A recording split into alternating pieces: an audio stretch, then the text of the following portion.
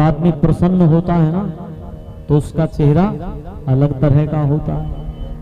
जब आदमी गुस्से में होता है तो चेहरा बोलो अलग तरह का होता है।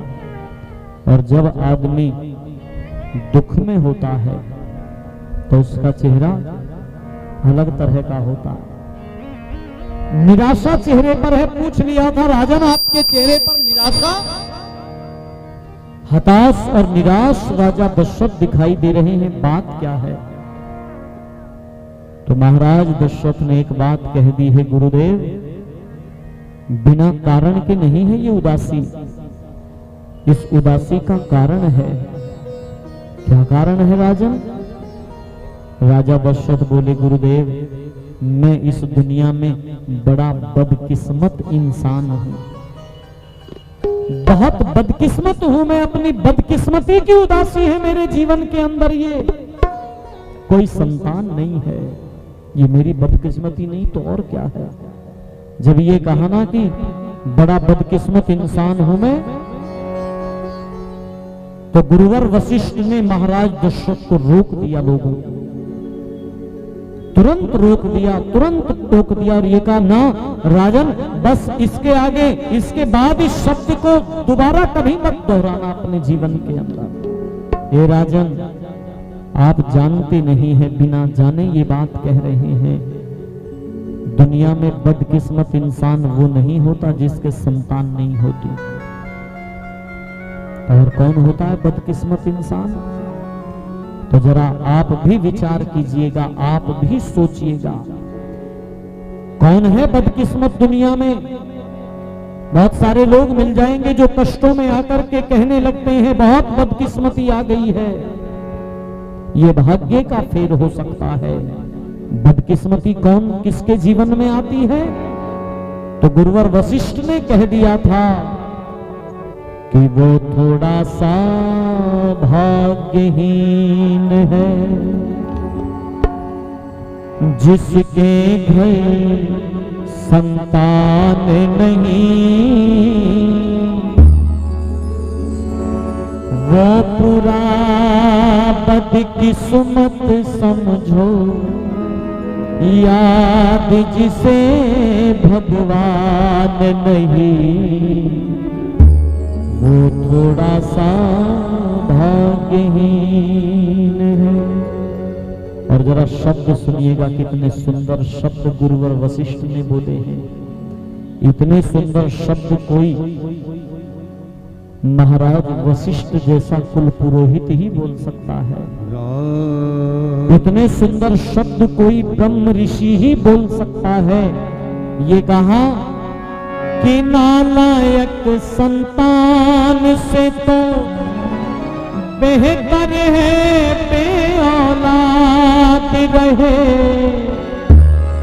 महल से झोपड़ी अच्छी है वो जो सुख से आबाद रहे, दौलत वो किस काम की जिसमें परमेश्वर ना याद रहे, वो प्यारा प्रभु ना याद रहे, काहे का वो धनी है जिसको निर्धन का कुछ ध्यान नहीं, वो पूरा बदकिस्मत समझो, याद जिसे भगवान नहीं, वो थोड़ा सा भाग्यहीन है।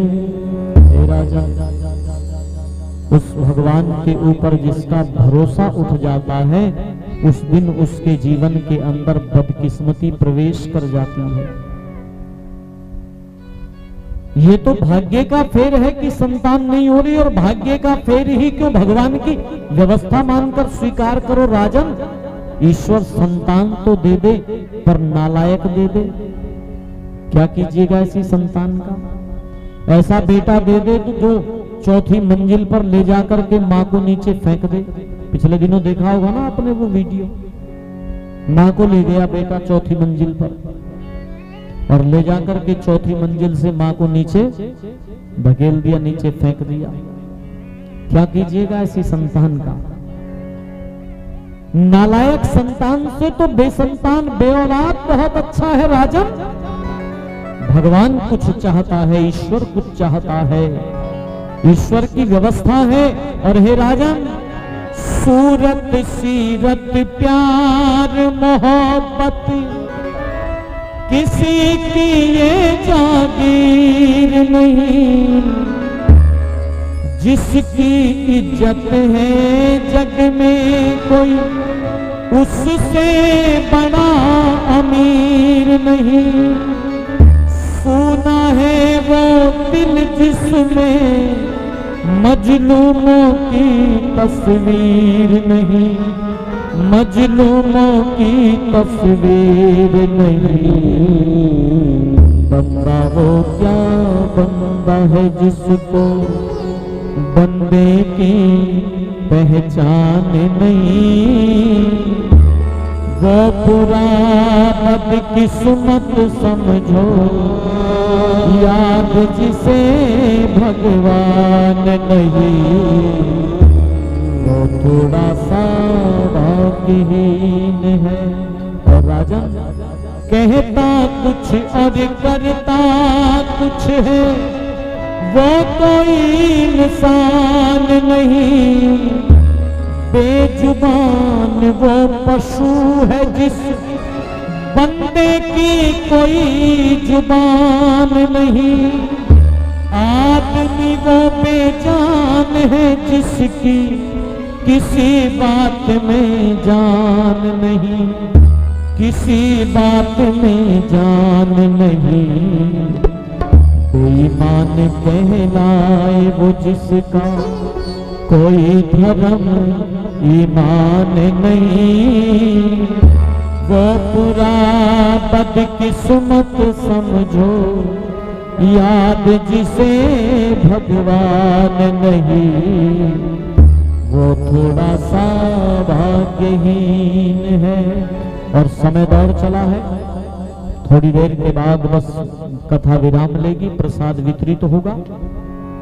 मैं निवेदन करूं जल्दी से, अंतिम बात कही गुरुवर वशिष्ठ ने। राजन, जिसके पास महल और बच्चे दौलत ये सामान नहीं, भाग्यहीन वो है लेकिन ज्यादा उसका नुकसान नहीं। ईश भक्ति के बिना भी न था सिंह बशर की शान नहीं, न था सिंह बशर की शान नहीं। होते हुए जो दान करेगा, होते हुए जो दान करेगा, वो भी कम नादान नहीं। वो पूरा बदकिस्मत समझो, याद जिसे भगवान नहीं।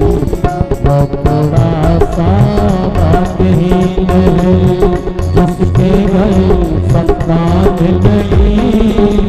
वो पूरा बदकिस्मत समझो, याद जिसे भगवान नहीं। याद जिसे भगवान नहीं, याद जिसे भगवान नहीं, याद जिसे भगवान नहीं।